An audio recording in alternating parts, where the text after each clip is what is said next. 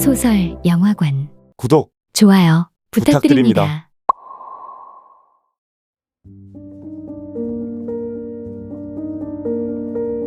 19세기 말 영국 빅토리아 시대,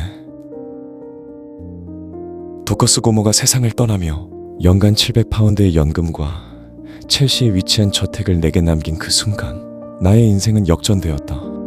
별 볼 일 없는 신문기자로 살면서 귀족의 후손이라는 자존심도 잃어버렸던 나로서는 더더욱 감회가 새로웠다. 나의 집, 나의 방, 나의 벽난로, 모든 것이 실로 감동적이었다. 그러던 어느 순간 내 눈을 사로잡은 것이 하나 있었으니, 그것은 아주 조악한 판화 한 장이었는데, 그 테두리의 액자만큼은 보기 드문 것으로 몹시 정교한 흑단 액자였다. 날이 필요한 것은 없으신가요? 제인, 이 그림 언제부터 걸려 있었지? 아, 저거요? 고모님께서 병석에 드시기 이틀 전에 사신 거랍니다. 그런데 액자까지 새 것을 사기는 아깝다 하셔서 액자는 다락방에서 따로 꺼내오셨어요. 다락방?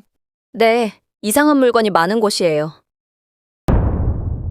나는 곧장 다락방으로 향했다.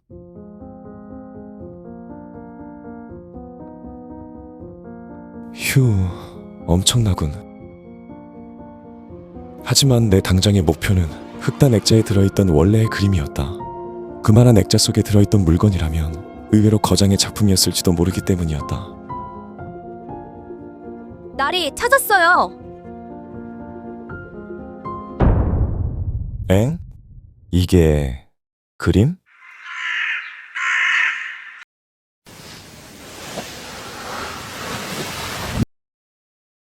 그것은 그저 검게 칠해진 판넬일 뿐이었다. 가운데에 약간의 얼룩이 하나 있을 뿐, 그것이 뭘 의미하는지는 알 길이 없었다. 그런데 무심코 가죽 바인딩을 잡아당기자 패널은 소리를 내며 양갈래로 쪼개졌다. 그리고 그 안에는 그림이 2장 마주본 채 숨겨져 있었는데, 나는 당황하지 않을 수 없었다. 그 그림 중 한 명이 바로 나 자신이었기 때문이다.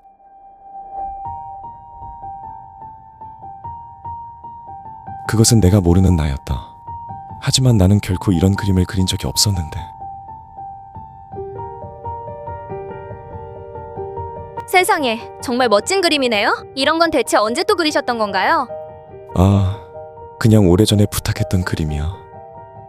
아무튼 이제는 혼자 둘러볼 테니 그만 가봐도 괜찮아. 네, 날이. 적당히 둘러대어 제인을 내보낸 뒤 나는 요동치는 가슴을 진정시키며 또 다른 한 장의 그림도 살펴보았다. 검은 벨벳 드레스를 입은 여인의 초상이었는데, 한 시대를 풍미했을 것 같은 매혹적이고 비현실적인 아름다움을 가진 여인의 초상이었다.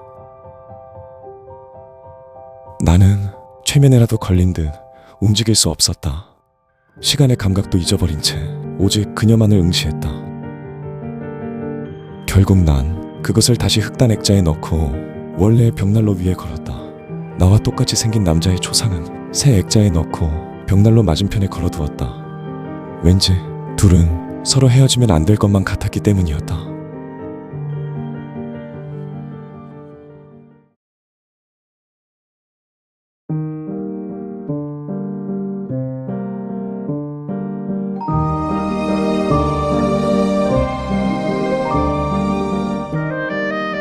당시에 내게는 밀드레드 메이휴라는 연인이 있었다. 우리는 약혼한 사이는 아니었지만 난 그녀의 어머니 집에 새들어 살았고, 형편이 허락할 때면 장갑 한 켤레쯤은 선물하기도 하였다. 물론 이전에 가난했던 삶에서는 그조차도 엄청난 사치였지만, 그녀는 정직하고 다정한 아가씨였고, 사람들은 모두 우리가 언젠가 결혼할 것이라 믿었다. 아무튼 이제는 고모의 장례 절차도 완전히 끝났고 상속 문제도 정리가 되었기에 나는 밀드레드를 찾아가 그녀와 그녀의 어머니를 내 집에 초대했다.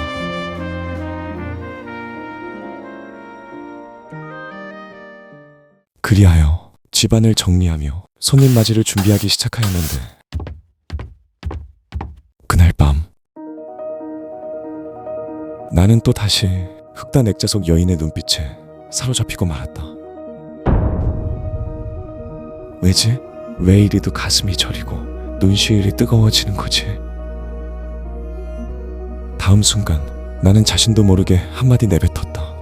그대여, 부디 이리로 나와줘요. 그 그림 속이 아니라 나의 곁으로.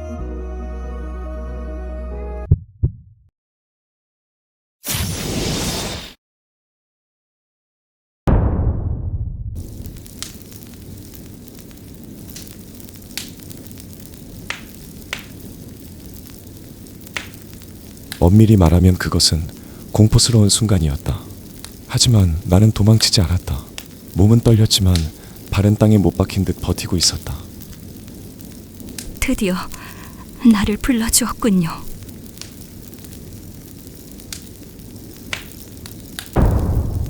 그녀가 내게 입을 여는 순간 기묘하게도 공포는 사라졌다. 곧 나는 깨달았다. 그녀는 나의 여인이었고 나의 현실이었음을.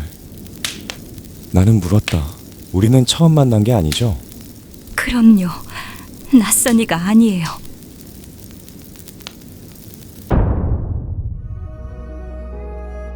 얼마나 오래였던 거죠? 우리가 헤어져 있던 것이. 그것을 내가 어찌 알겠어요. 지옥에는 시간이 없는데. 당신은 우리의 옛 이야기를 얼마나 기억하고 있나요? 나는 사실 아무것도 기억나지 않아요. 그저 단 한 가지, 오래도록 사랑해 왔다는 것, 그것만이 가슴 속에서 울릴 뿐. 이미 아득히 오래된 일이에요. 당신은 전쟁터로 떠났고 나는 당신을 기다렸죠. 전쟁이 끝나면 우리는 결혼을 하기로 했어요. 우리의 초상화는 바로 그때 그려두었던 거죠. 그 시절에 나는 여느 여인들과는 조금 다른 것들을 알고 있었죠. 별을 읽고 고대의 지식을 익혔어요. 설마 맞아요. 마을 사람들은 나를 마녀라 모함했어요. 나는 결백했는데 한순간에 화형당하는 신세가 되어버렸죠. 그런데 내 영혼마저 제가 되려던 순간 불꽃 속에서 악마가 속삭이더군요. 영혼을 파는 대신 소원을 이루어주겠노라고. 나는 망설임 없이 고개를 끄덕였어요. 내 초상화를 바라보며 누군가 나를 부른다면 다시 이 세상에 나타날 수 있게 되었죠.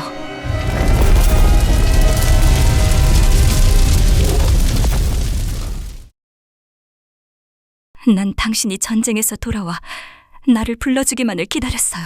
그런데 나를 모함한 세상은 그 다음엔 당신을 속였고 우리의 그림은 봉인되어 버렸죠. 그리고 긴 시간이 흘러 나는 이 땅에 다시 태어났고 그녀는 나의 부름에 이끌려 다시 돌아왔다. 나는 그녀의 손을 꼭 쥐었다. 이 세상에 존재하는 모든 과거와 미래가 우리 둘 사이에 숨쉬고 있었다. 그런데 문제가 있었다. 그녀는 여전히 그림 속의 존재일 뿐 세상의 진짜 여인이 아니었다.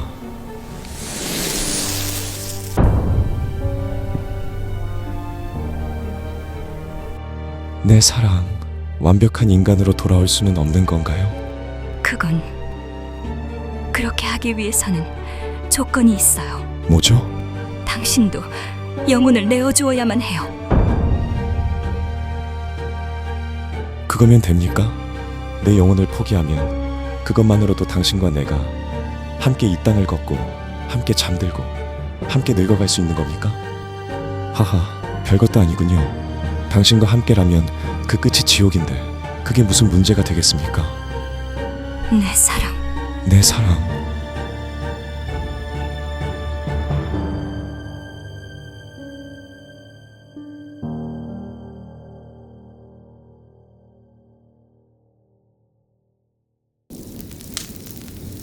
내일 밤 자정 다시 이 방에 혼자 있어줘요. 그때 나는 그림에서 나와 당신 곁에 남을 거예요. 당신의 연인으로, 당신의 아내로.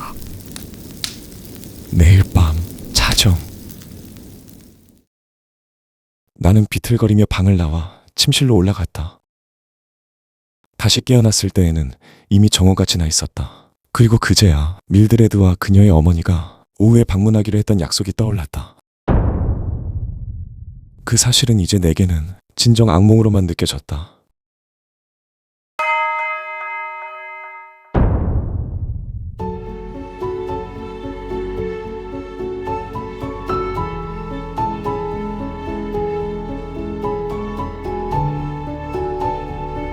그래도 난 정중하게 그들을 맞이했다. 밀드레드와 그녀의 어머니는 끊임없이 상냥한 이야기를 풀어냈고 나는 고개를 끄덕이며 맞장구를 쳤다. 그런데 어머, 멋진 여인이네요.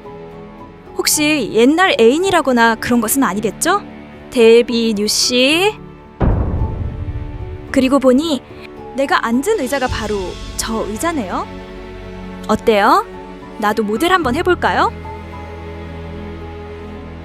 그 의자는 불편할 겁니다. 다른 데 앉는 것이 어때요? 어머나, 왜요?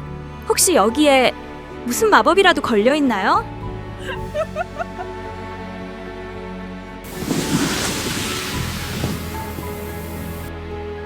실례 좀 하겠습니다. 중요한 약속 때문에 잠깐 나가봐야 합니다.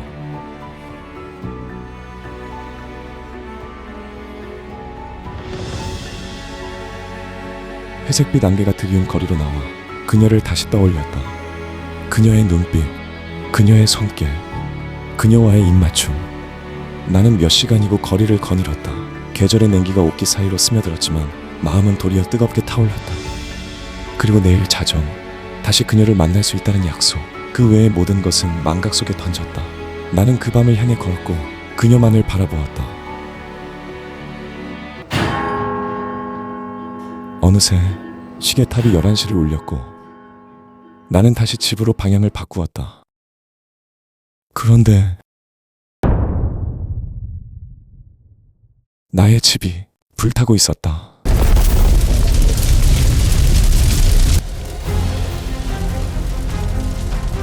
불러서요! 비켜요! 나는 흑단 액자를 향해 거침없이 2층으로 향했는데 살려주세요. 불 속에서 내게 외친 건 밀드레드였다. 나는 순간 망설였다. 하지만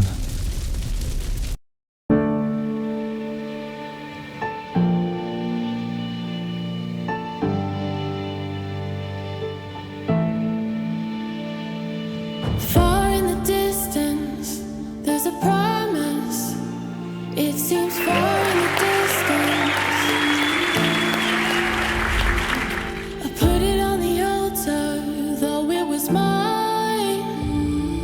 I put it on the altar. There's a greater city we have not seen.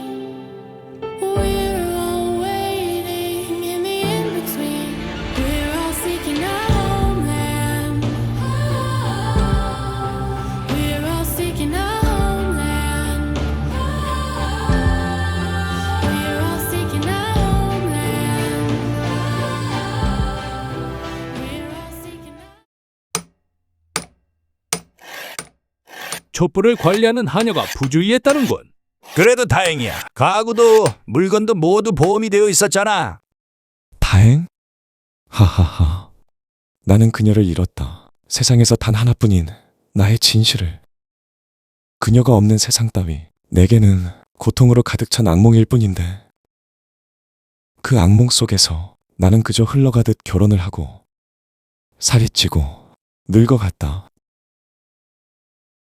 나의 진정한 현실로 갈 수 있는 흑단의 문을 잃은 이상 그런 것들이 모두 무슨 의미가 있으랴.